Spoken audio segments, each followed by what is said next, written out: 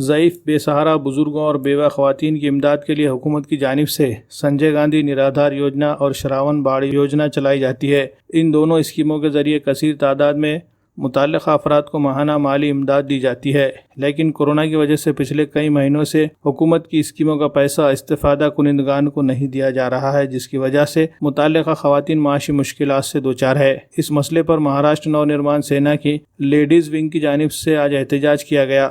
आज इस सिलसिले में MNS की ख़वातीन शोबे से ताल्लुक़ रखने वाले ज़िम्मेदारान ने ज़िला कलेक्टर से नुमाइंदगी की और उन्हें एक मेमोरेंडम पेश किया। मुतासरा ख़वातीन को हुकूमत की स्कीमों के तहत माहाना माली इमदाद जल्द से जल्द शुरू करने की मांग की। माननीय मोंटी सिंगजी जहागीरदार यांच्या मार्गदर्शनाखाली जिल्हाधिकारी साहेबांना आज निवेदन देण्यात आलेले आहे। श्रावणबाळ योजना आणि निराधार संजय गांधी निराधार योजनेअंतर्गतचे जे काही लाभार्थी आहेत त्या लाभार्थ्यांच्या खात्यामध्ये शासनाकडून येणारी ती रक्कम महिनेवारी येणारी रक्कम त्या लाभार्थ्यांच्या डायरेक्ट खात्यात रक्कम जमा झाली पाहिजे, अन्यथा महाराष्ट्र नवनिर्माण महिला सेनातर्फे तीव्र आंदोलन करण्यात येईल याची सर्व जबाबदारी शासनावर असेल।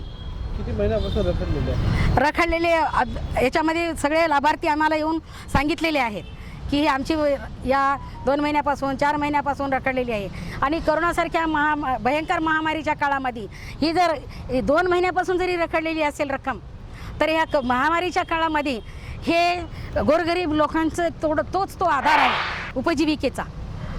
अतिशय वयोवृद्ध लोक आहेत आणि त्यांच्यासाठी हे तात्काळ मंजूर करण्यात यावी ही अशी आमची शासनाला विनंती आहे।